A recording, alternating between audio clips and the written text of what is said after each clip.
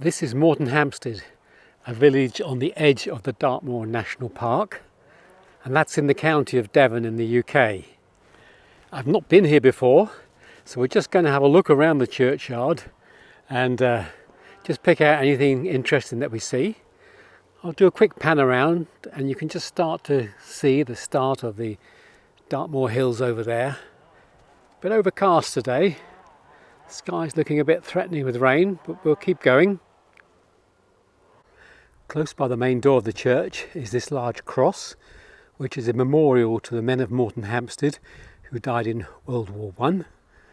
It says on it that their names live forever, but they haven't actually put the names on the monument. Hopefully we'll find a few of their memorials as we walk around the graveyard. There are a lot of old memorials here, but they are well covered with lichen, looking very picturesque, but it does make them rather difficult to read. We'll see what we can find. It's a very nice little spot here. Here we have one of the World War I memorial stones. This is to Private H. Agate, Devonshire Regiment, who died in 1918, aged 22. This one has quite a lot of detail. Interesting name to start with, Unity Keats Eliza Nesfield, buried at St Michael's, Orton, Lancashire, and their eldest son, William Arthur Nesfield, Royal Naval Reserve, 1910 to 1944, who's buried at Jakarta War Cemetery, Indonesia. And then it lists their other son and his wife. I assume this is another war casualty, Frederick Woodley Endicott, who lost his life on HMS Colossus in the North Sea in 1915. I had to include this one, it's just such a delightful surname, George Brimblecombe. Never come across that name before. Another war grave here, this time World War II, and this is C.S. Pearden, Officer Steward, Royal Navy, 21st of September 1947, aged 25. So he actually died after the war had finished, but was presumably a serving officer or serving a seaman during the war, and that's why he qualifies for one of these memorial stones. Well, I've just come across another stone quite some distance away from the earlier one I mentioned, and this again is Brimblecombe, so one has to assume it's a name that is not uncommon here on the edge of Dartmoor. And here's another one, again some distance further on, another pair of Brimblecombes. This one's Aaron Brimblecombe. Up close to the church are some of the bigger tombs, presumably some of the landed gentry, some of the nobs that lived in this area. They have pride of place next to the church. This one has an inscription on it. It reads, William Cumming of Yaleworthy and Aaron Loveys and Elizabeth Jane Loveys. Next door we have one to George Nelson Collins, and in brackets underneath it says surgeon, died 1893. There are several stones here to do with the Neck family. This one is John Hanniford Neck.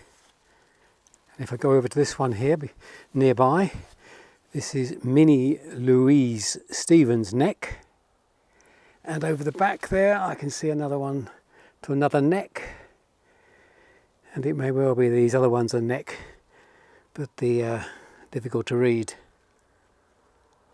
And just in front of those are more statues, memorials to Neck. This one's Thomas Neck, who died in 1847. If I come across here, there's William Newcomb Neck. One here to Mark Crump. And two more of these larger sort of table type tombs, but the inscriptions are too difficult to pick off them. Got one here with an angel, although she's lost her right arm. And this little one here, again I can't really get the inscription off it, but presumably for a child.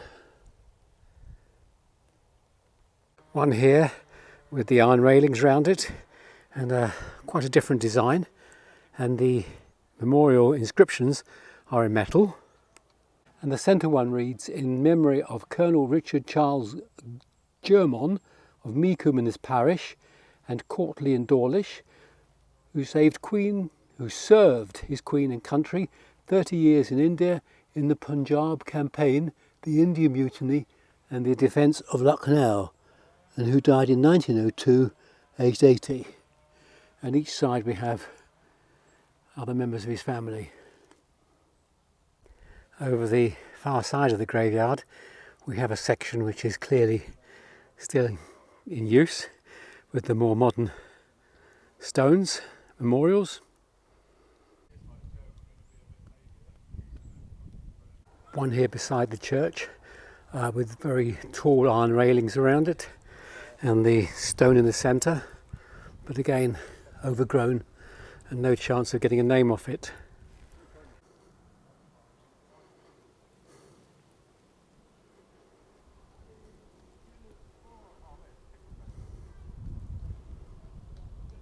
A more recent stone, it does tell you a little bit about him. George William Sherrington White, an artist and craftsman. Some stones here that they've cleared away to the side of the graveyard. Unfortunately going to be very difficult to read most of those. One here to Lieutenant Colonel Alan James Harrington, Military Cross, Somerset Light Infantry, died in 1967. One here to William Major, probably unnecessary to say who passed away, being as how he's in a grave. Anyway, he died in 1914, aged 77. This church is unlocked and the door is open, which is fairly unusual in these country churches now. So let's go in and have a look.